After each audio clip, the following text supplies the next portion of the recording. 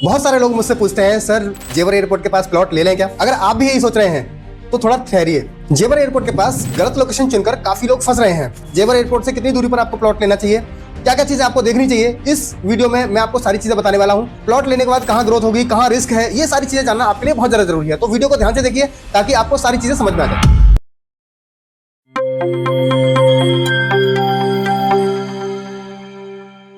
नमस्कार दोस्तों, my self Ajay Chaudhary और आज मैं आपको बताने वाला हूं कि जेवर एयरपोर्ट के पास में आपको कितनी दूरी पर प्लॉट लेना चाहिए, लोकेशन में क्या क्या चीजें देखना बहुत ज्यादा जरूरी है और बात करेंगे फ्यूचर रेडी और प्रॉफिटेबल लोकेशन की। सबसे पहले एयरपोर्ट के आसपास प्लॉट देखने से पहले आपको जोन को समझना बहुत ज्यादा जरूरी है। जेवर एयरपोर्ट के आसपास सारी जमीन को लगभग 3 जोन में बांटा गया है। जोन ए 0 से 10 किलोमीटर, जोन बी 10 से 20 किलोमीटर और जोन सी 20 से 30 किलोमीटर की दूरी। जोन ए में Yamuna expressway industrial development authority के सेक्टर्स आ रहे हैं, इंडस्ट्रियल बेल्ट्स आ रही हैं, ग्रीन जोन्स आ रहे हैं। मतलब जोन ए में आपका प्लॉट लेना बहुत ज्यादा फायदेमंद हो सकता है, लेकिन उसकी इन्वेस्टमेंट ज्यादा होगी। ये जोन लगभग 300 से 500 मीटर की दूरी पर शुरू हो जाता है। यहाँ पर प्लॉट तभी लें जब आप 100% डॉक्यूमेंटेशन को लेकर के क्लियर हो और सेफ हो। अदरवाइज आप यहाँ पर प्लॉट लेते हैं तो आप फंस सकते हैं अगर आपको प्रॉपर डॉक्यूमेंटेशन की जानकारी नहीं है तो। जोन बी 10 किलोमीटर से लेकर के 20 किलोमीटर, इस जगह बहुत सारी कंपनियां अपनी अपनी साइट्स बना रही हैं और अगर आपको यहां पर प्लॉट लेने तो मैं भी आपको कुछ सजेस्ट कर दूंगा।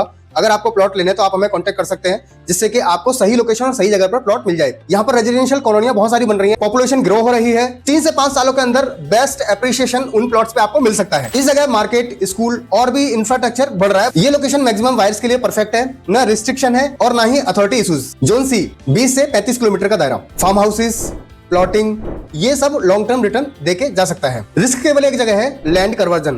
कहीं ऐसा ना हो कि जहां पर आपने प्रॉपर्टी परचेज करी है वहां पर लैंड कन्वर्जन ना हो जाए गवर्नमेंट द्वारा। अगर आपको सही प्रोजेक्ट मिल गया तो आपकी प्रॉपर्टी का फ्यूचर बहुत ही ग्रेट हो सकता है।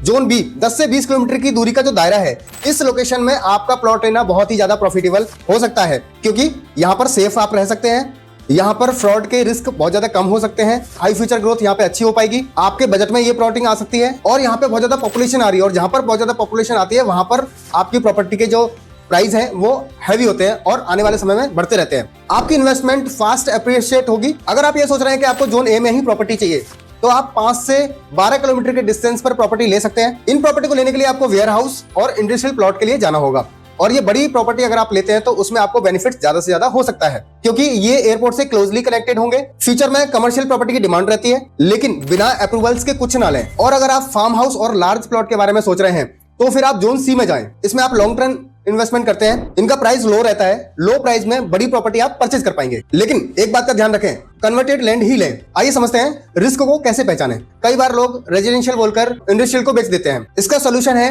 कि आप मास्टर प्लान में चेक करें कि आप सही जगह पर हैं या नहीं। मास्टर प्लान को देखने के लिए मैं आपको लिंक दे दूंगा ताकि आप मास्टर प्लान को इजीली और सही तरीके से समझ पाएंगे। अगर आप कोई प्लॉट परचेज कर रहे हैं तो वहां पर आप मैप जरूर देखें, टीपी प्लान जरूर देखें और डिमार्केशन होना चाहिए।